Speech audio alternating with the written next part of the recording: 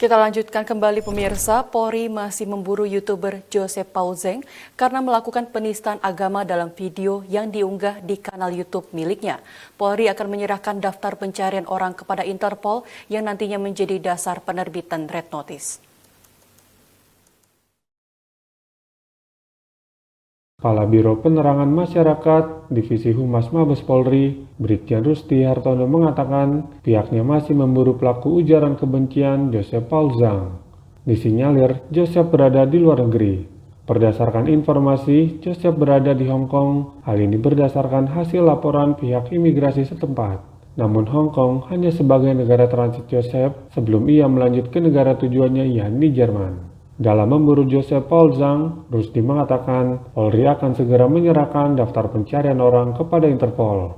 Daftar pencarian orang tersebut nantinya akan menjadi dasar diterbitkannya Red Notice. Bareskrim Polri segera akan mengeluarkan daftar pencarian orang. Yang tentunya daftar pencarian orang ini akan diserahkan ke Interpol. Dan daftar pencarian orang ini tentunya menjadi dasar dari Interpol untuk menerbitkan Red Notice. Akibat perbuatannya, Joseph terancam pasal 28 ayat 2 Undang-Undang Informasi dan Transaksi Elektronik atau ITE dan pasal 156 AKUHP dengan hukuman paling maksimal 6 tahun penjara dan denda paling banyak sebesar 1 miliar rupiah. Sebelumnya diketahui, Joseph Paul Zeng mengunggah video di kanal YouTube-nya yang berisikan ujaran kebencian terhadap agama Islam.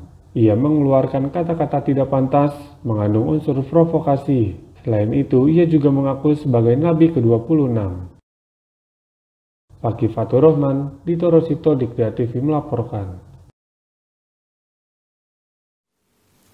Pemirsa, Mabes Polri menanggapi rapor merah yang diberikan Indonesian Corruption Watch terhadap kinerja Polri dalam penegakan hukum kasus korupsi periode 2020.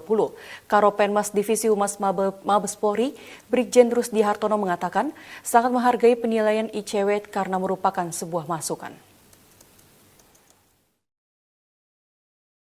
Kepala Biro Penerangan Masyarakat Divisi Humas Mabes Polri, Brigjen Rusdi Hartono menanggapi persoalan rapor merah yang diberikan ICW kepada Korps Bayangkara terkait kinerja Polri dalam penegakan hukum kasus korupsi periode 2020.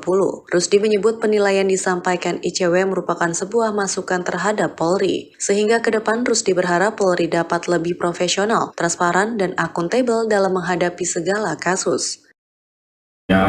Masukan dari Indonesian Corruption Watch perlu kita hargai. Polri menghargai itu sebagai masukan. Tentunya Polri dalam menangani segala kasus akan senantiasa profesional, transparan, dan akuntabel. Sebelumnya, ICW memberikan penilaian terhadap kinerja penegak hukum dalam penindakan kasus korupsi periode 2020. Penilaian tersebut dilayangkan pada 3 institusi penegak hukum, yakni Kejaksaan Agung, KPK, dan Polri. ICW memberikan penilaian cukup atau C kepada Kejaksaan Agung, sementara KPK dan Polri mendapatkan nilai buruk atau E. Hasil itu diberikan karena dinilai kedua lembaga penegakan hukum tersebut hanya mencapai 20%. Nilai tersebut muncul berdasar pada analisis informasi yang berasal dari kanal institusi penegak hukum dan media massa dalam periode 1 Januari hingga 31 Desember 2020.